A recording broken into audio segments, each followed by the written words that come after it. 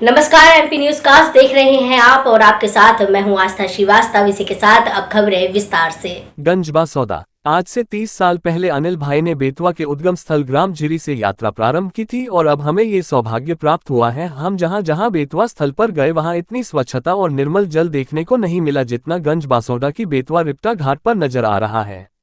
मुझे कभी अनिल यादव जी से रूबरू होने का मौका नहीं मिला, लेकिन उनके द्वारा पर्यावरण संरक्षण, जल संरक्षण, पत्रकारिता सहित अन्य क्षेत्रों को लेकर किए गए का कार्य जग जाहिर है। उक्त बात आज यहां बेतवा रिप्टा घाट पर अनिल दाव फाउंडेशन ग्रुप के सदस्यों द्वारा रखे गए बेतवा अध्ययन एवं जन जागरण यात्रियों के सम्मान समारोह में आर के पालीवाल ने कही। उन्होंने कहा कि अभी तक की जन जागरण एवं बेतवा अध्ययन यात्रा में बेतवा नदी में प्रदूषण के 3 कारण निकलकर सामने आए हैं।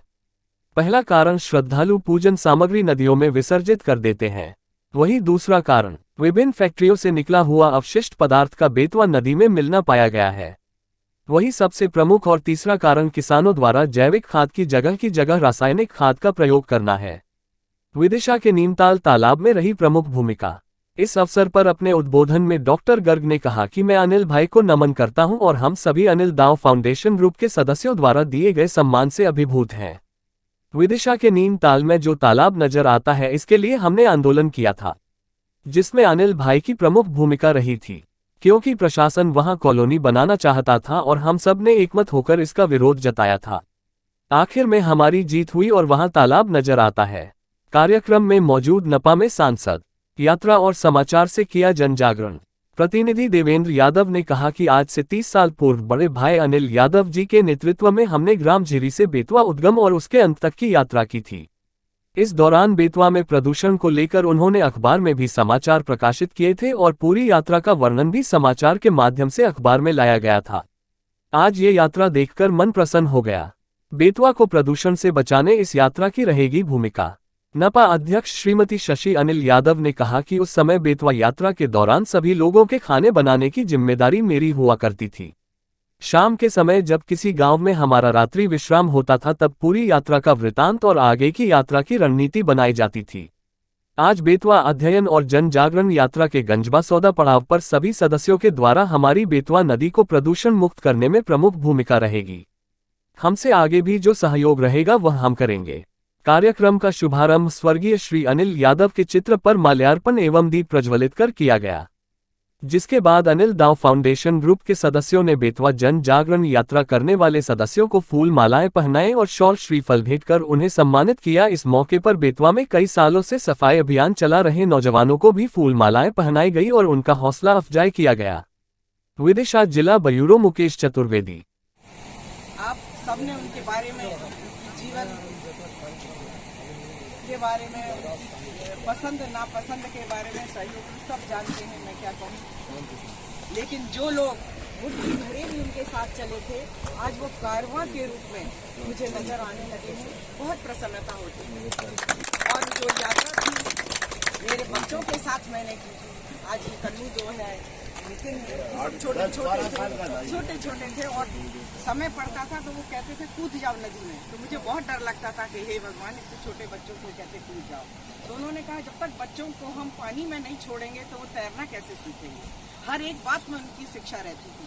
जब अनसुना मत करो कहानी को जब उन्होंने लिखना शुरू किया, और मैंने भी कभी उन्हें डिस्टर्ब नहीं किया, तो जब वो लिखने जब बैठते थे तो सुबह मुझे पेपरों के गोल गोल वापस कर देता है।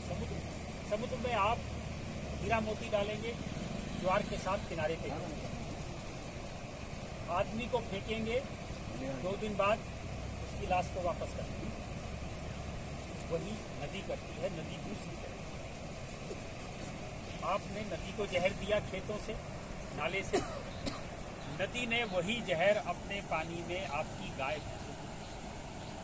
गाय भैंसों ने वही जहर दूध में आपको।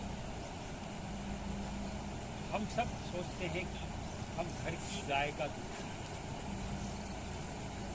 इन गायों के दूध में हर साल पेस्टिसाइड की मात्रा बढ़ रही है, क्योंकि नदी में हर साल पेस्टिसाइड की मात्रा बढ़ रही है। हम खुद को, अपने बच्चों को बीमार कर रहे हैं। लोग साल बताएं, हम हॉस्पिटल्स में जाते हैं, 10 साल के बच्चे का लीवर 1 करोड़ के आसपास इलाज है लीवर का। मध्य प्रदेश में तो नहीं, कैंसर, और जान भी नहीं बचती। 10-10, 15-15 साल के बच्चों को blood cancer, kidney fail, 2-4 quintal ज्यादा गेहूं की ये कीमत कि हमने अपने बच्चों, जिन बच्चों के लिए हम गांव वालों को नहीं समझा रहे। सीधे कहेंगे कि जहर डालना बंद कर दो तो कहते हैं खाएंगे क्या। जब बताएंगे बच्चे या 10 क्विंटल गेहूं, नहीं साहब, कल से अपने लिए तो जैविक, लेकिन आपके लिए वो जैविक नहीं।